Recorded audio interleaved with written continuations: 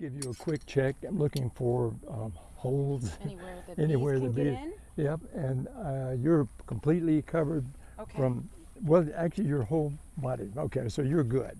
And one thing, when you go into an apiary, you look and see where the front door is, where the bees are landing.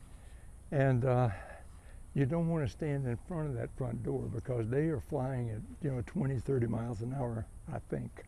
And they're interested in getting back into their home. And if you're standing in the flight path, they'll bump you. Oh. But they're not trying to sting you. They're disrupted as much as you are. You know? Yeah. So in other words, don't get upset if something bumps you like that. Okay. In this this is called an apiary, and normally you would have it's marked off so people just don't roam in there and perhaps get stung. These are hives, and we have 1, 2, 3, 4, 5 larger hives. Those are 10 or 8 frame hives, and then we have 2 two nukes that have 5 frames each. And you have the nukes to just sort of be like your supply, that if we needed a new queen, we could take one out of there, or if we needed to build up the bees in another one that was losing bees, we could take it there. So that's sort of our insurance policy. Every hive has its own queen, and they need that queen, and she lays maybe 2,000 eggs a day. That's a lot of eggs. And as she gets older, after say 6 months to a year, her production starts dropping. And the bees make an executive decision that this particular queen, who's only now laying 1,000 eggs a day, we need to get a new queen. And so they, in effect, decide that we're going to get a new queen. They can do it a couple of different ways. They could ask the beekeepers to buy a new queen and put in there, which we do, or they could decide to take an egg that the present queen that's there, and then decide that this particular egg is going to be a queen, and they usually do more than just one. And how they do it is they feed that egg royal jelly for 16 days, and then out comes a new queen. In the meantime, the old queen either swarms with half the hive and goes somewhere else, and that's why we have that swarm box over there, that hopefully they will fly into there, but more than likely they won't. But that's like about $200 flying away. So the old queen flies away with half the hive, so the new queen that just hatched, she's still a maiden, and she's got to be fertilized. So in the next couple of weeks, she will tend to take voyages to where there are hundreds of drones, and it's called a drone congregation area. And they're flying about 500 feet up, or she is, and you have all these drones flying, and each one in less than a second can inseminate that queen, and she ends up getting inseminated from 15 to 20 times. And then when she has gotten as much drone semen as she wants, then she flies back, and then she just stays in the hive until she dies. She gets kicked out by her new. That's by another. So the process keeps going on. So they only do the mating flight once. Yeah, they only do it once. Yeah. I use my hands too. Just an interesting thing on the drones up there that inseminate that queen. When they inseminate, then they just sort of die, and they float down that 500 feet. So there's little falling bees. But they're dead. And one job, and you better do it well. That is their job. Okay, let's just walk over here. So we're standing between really 2 hives, and you can see how there's a front door, and it's probably about 1 inch wide, and that's to inside.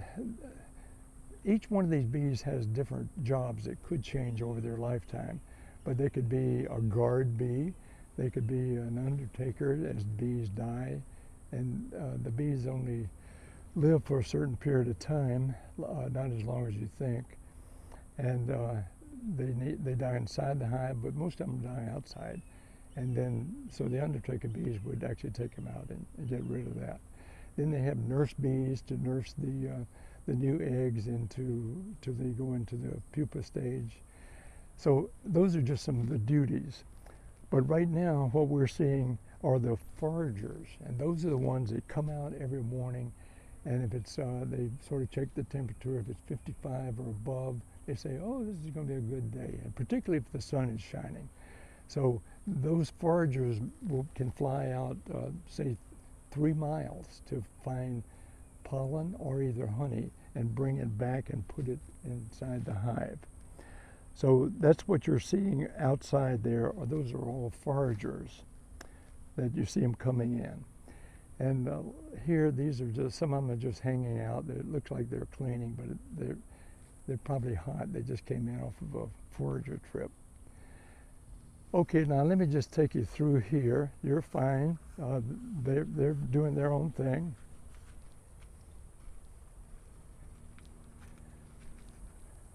Okay, this is one of the nukes. Okay. And as you can see, I had a door like about this wide, but they can actually, with their mandibles, tear off the plastic there. So they've made this one pretty wide. Okay. So the reason you have a small door is so that the guard bees can protect it against predators that might come in.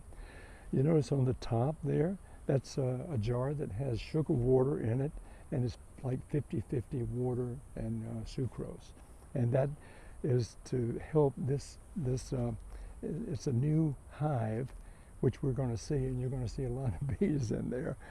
Where you are, I'm just going to go get the smoker and bring it back over, and we'll light the smoker, and then we'll puff it. And bees communicate through pheromones, and that's smells.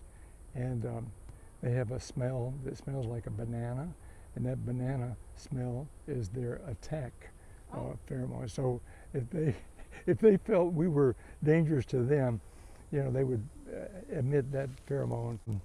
We have 4 of us now that are what we call bee buddies. We take care of these bees, and the bees take care of us in Oak Hammock by making honey for us. What we've got here is, this is like a bellows, and what I'm going to do now is I'm going to be teaching this in bee college next week. Oh. And one of the things that to start is you just take some and you put it down in the bottom. Is that just pine straw? Say again? Is that just pine straw? That's, yeah, that we gathered from out here, yeah. Which is the cheapest pine straw you can get. Yeah, it's free, yeah. It smells really good. Okay, so now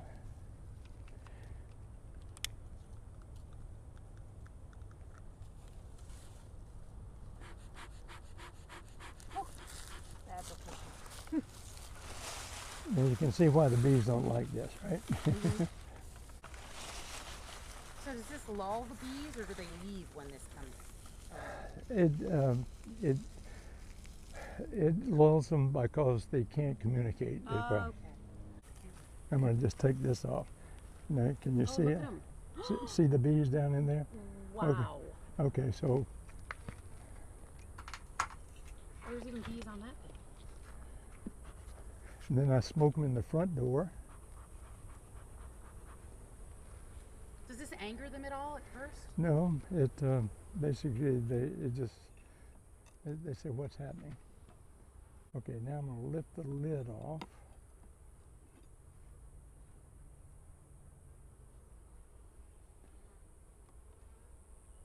And you see all those bees on that?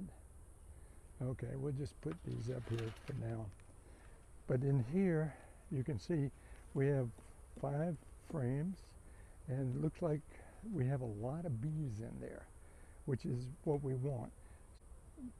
Next week, this weekend, the bee buddies are going to come up, and we'll take this hive and we'll actually make it from 5 into 10. We'll, in other words, give them more room, because she doesn't have much room right now. Again, just a little bit of smoke is all you need.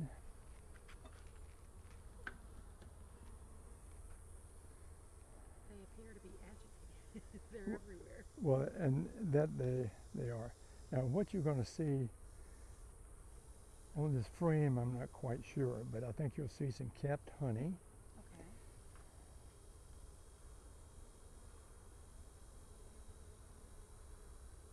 This is quite the multi-tool.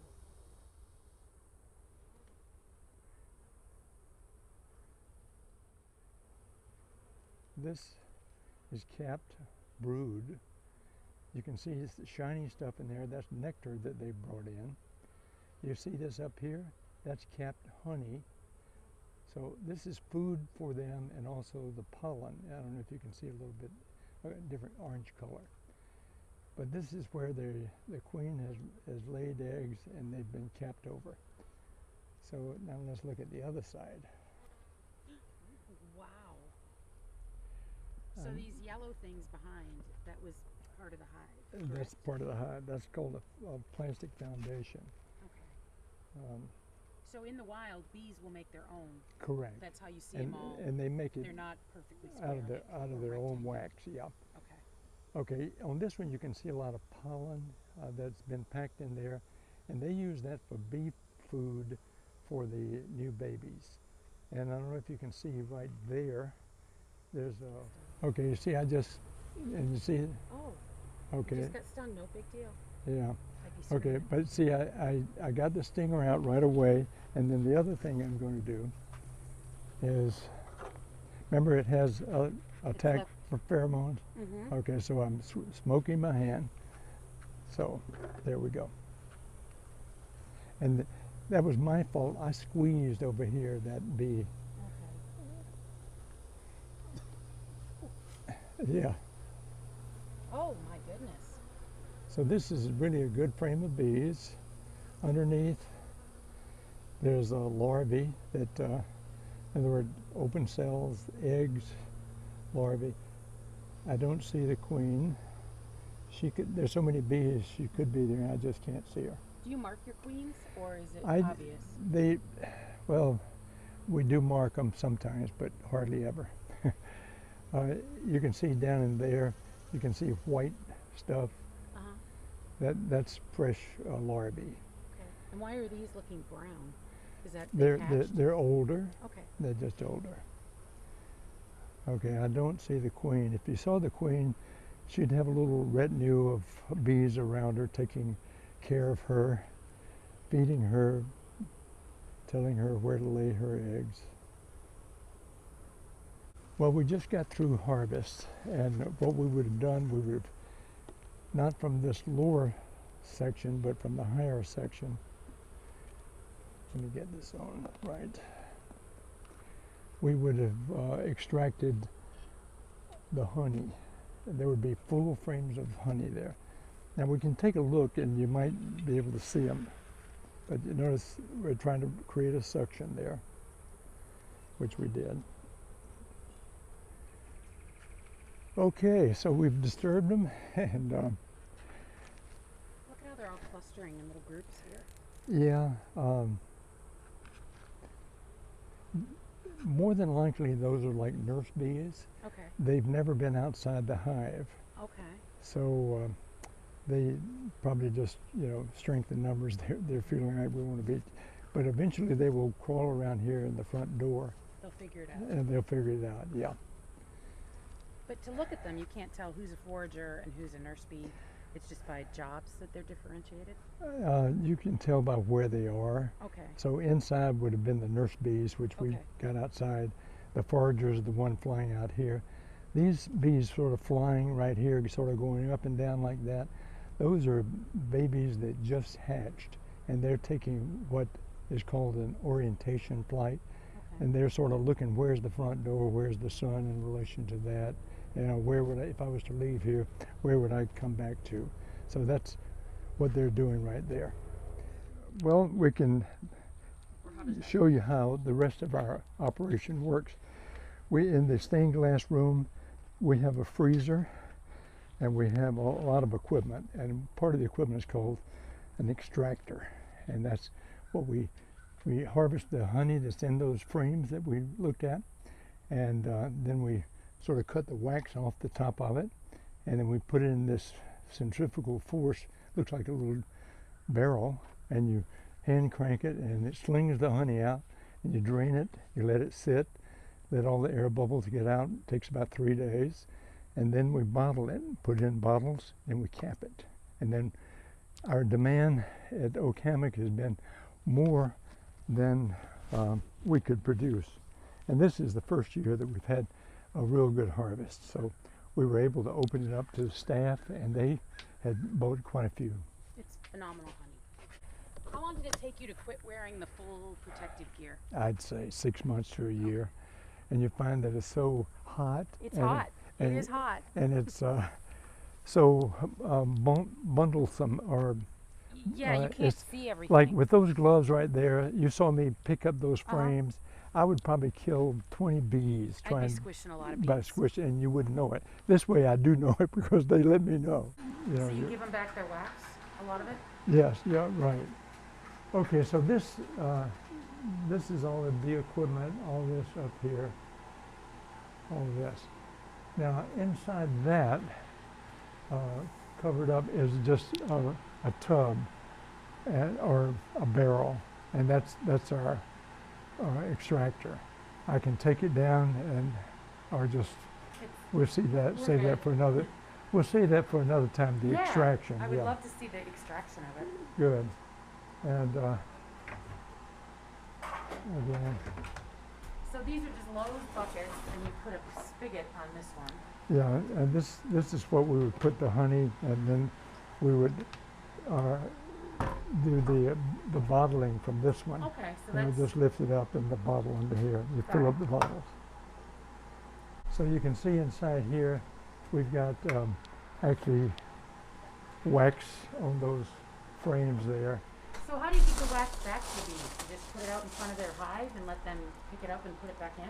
Well, we take the wax and we make candles, or we make lip balm out of that. It's Yep, awesome. right.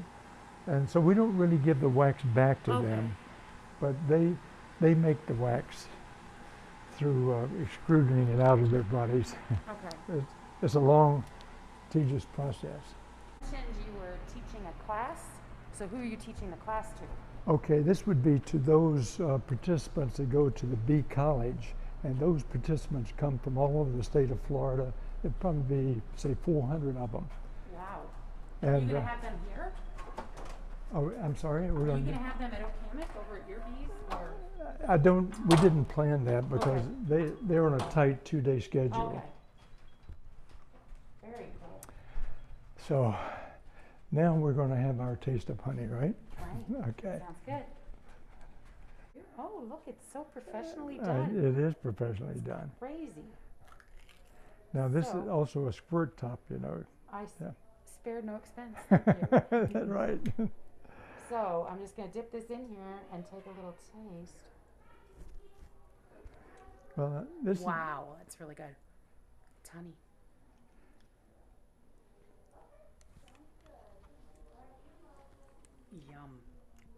Yum. that could be some of the better honey that we've made. Yes, here. so it's That's great very that, good. do you want some, Kathy, behind the camera? Remember to take your mask off. I'd share more, but I'd share more. Oh, Isn't it good? Thank you so much.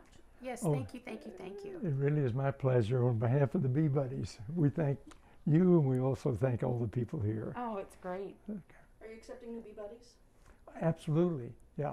Get your checkbook. I'm just kidding. Well, actually, we take apprentices, so Oh, okay. So if You- somebody's never if had any experience with bees, we could teach them how. okay. Yeah, so it's the same thing that you would learn in bee college. So we would teach you here. Very cool. So.